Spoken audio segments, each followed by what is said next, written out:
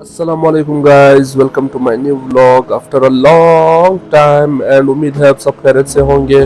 तो जैसे कि आप सबको पता है कि काफी अरसा हो चुका है कि हम एडवेंचर से दूर रह गए थे पर्सनल मैटर्स की वजह से। तो आज एक बार फिर आप सबकी खिदमत में एक नए एडवेंचर के साथ हाजिर है। तो दोस्तों, आज मेरे एडवेंचर की टीम में मेरे साथ मेरे पुराने मेंबर्स मौजूद हैं और हमने भी इस दिलचस्प पिकनिक के लिए तैयारी करके रवाना हो गए टुवर्ड डुमेरा बलूचिस्तान। डुमेरा का नाम सुनते ही अच्छे अच्छे बाइकर्स और ड्राइवर्स की काम पे टांगनी शुरू हो जाती है। डुमेरा के रास्ते को पश्तो में दोज़ख तंगई भी कहा जाता है। दोज़ख का नाम सुनते ही आपको अंदाजा हो चुका होगा कि ये कितना खतरनाक रास्ता होगा। और इस दोज़ख के रास्ते के साथ साथ आप लोग पहाड़ों पर भी एक नजर डालें कि इसके पहाड़ कितने ऊंचे ऊंचे हैं। लेकिन हम भी कुछ कम खतरनाक नहीं है, क्योंकि हमने भी इस बेचारी और लड़कियों की ख्वाबों की गाड़ी को इस पूरे दोज़ख से पार कराया। गाड़ी को इस दोज़ख से पार कराने के बाद हमने भी गाड़ी को नहीं बल्कि गाड़ी के ड्राइवर यानी मलक सदाम को 21 तोपों की सलामी दी। सदाम खान को 21 तोप नजर नहीं आ रहे थे, इसलिए मैंने कहा कि सामने वाले पहाड़ के ऊपर है, इस वजह से आपको नजर नहीं आ रहे। तोप तो किसी को नजर नहीं आए, लेकिन हमने अपना सफर जारी रखा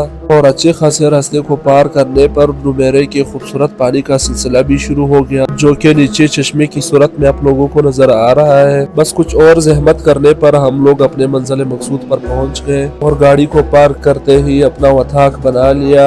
सर और जिस्म में शदीद दर्द की वजह से मैंने चाय का बंदोबस्त शुरू किया और लकड़ियों को अपने नाजायज ख्वाहिशात के साथ ही जला डाला और चाय बनाना स्टार्ट किया। चाय बनाने के चक्कर में लकड़ी ने भी मेरे साथ मजाक स्टार्ट किया और मैंने भी लकड़ी को बोला, अब तू गया बेटा, अब तू गया, देख तेरी औकात मैं दिखाता हूँ तुझे, देख। पूरा आग में घुसा के लकड़ी का मोय मोय कर दिया। पानी की ये खूबसूरत लहरें, नसीर की चुलम पीने का अंदाज और इस खूबसूरत मौसम और माहौल ने हमारे प्रोग्राम को चार चांद लगा दिया। केतली के नीचे लकड़ियां मेरे दुश्मनों की तरह जल रहे थे, लेकिन इनके जलने से मुझे और फायदा हो गया, क्योंकि मेरे चाय ने भी उबलना शुरू किया। वक्त की पाबंदी करते हुए मैंने और नसीर ने रात के खाने का इंतजाम शुरू किया और गोश्त को साफ करने लगे। गोश्त की सफाई और कटाई करते हुए मुजम्मिल खान की नजरें अपने दोस्तों पर पड़ी, जो कि मुजम्मिल को ढूंढते ढूंढते डुमेरा तक पहुंच गए थे। हमारे बारबेक्यू के लिए गोश्त की कटाई कंप्लीट हो चुकी है, लेकिन पीछे से कुछ हड्डियां बच गई, जिसको पकाने के लिए मेरे दिमाग के अंदर एक आइडिया आया।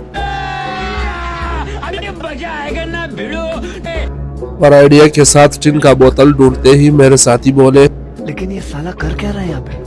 और टिन ढूंढने के साथ ही मेरे आइडिया ने नसीर के दिमाग में भी जगह बना ली और नसीर टिन के सरों को काटने लगा और काटने के बाद पानी और पत्थर से टिन की अच्छी खासी धुलाई कर ली और एक बार फिर तीनों टिन को पानी से धो लिया। और टिन की धुलाई करने के बाद मैंने टिन के अंदर बची हुई हड्डियां, गोश्त और चर्बी डालकर इनके ढक्कन क्लोज कर दिए। तीनों टिन को रेडी करने के बाद अब बारी आई टिन को अंगारे में पकाने की। तीनों टिन को उठा के मैंने अंगार के अंदर हल्की आंच पर पकाने के लिए रख दिया। मेरी आइडिया को देखते हुए मलक सदाम भी परेशान हो गए और बोले, कौन है ये लोग? कहाँ से आते हैं? टिन को आग और अंगारे के दरमियान रखने के बाद मैं इसको टीवी दरख्त के ऊपर डुमेरा की खूबसूरती को दिल की रूह से एंजॉय करने लगा।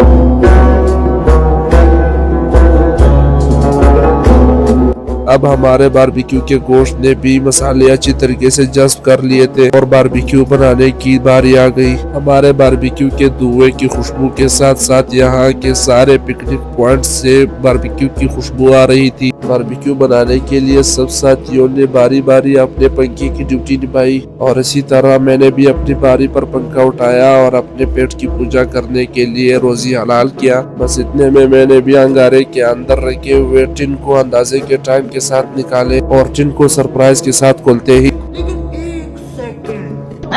ये क्या हो गया?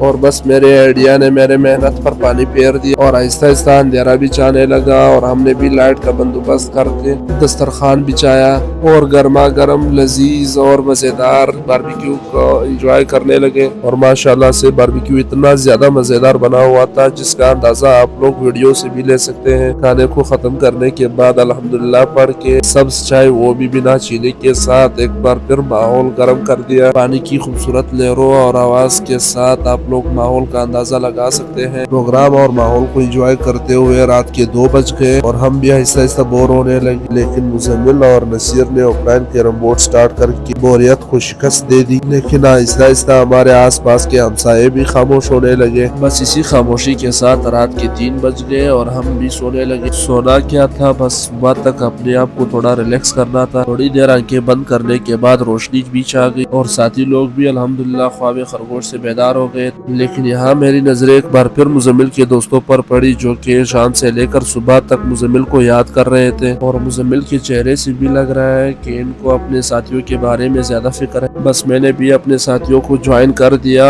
رات کے بچے ہوئے باربیکیو کے ساتھ ایک بار پھر ناشتہ کرنے لگے۔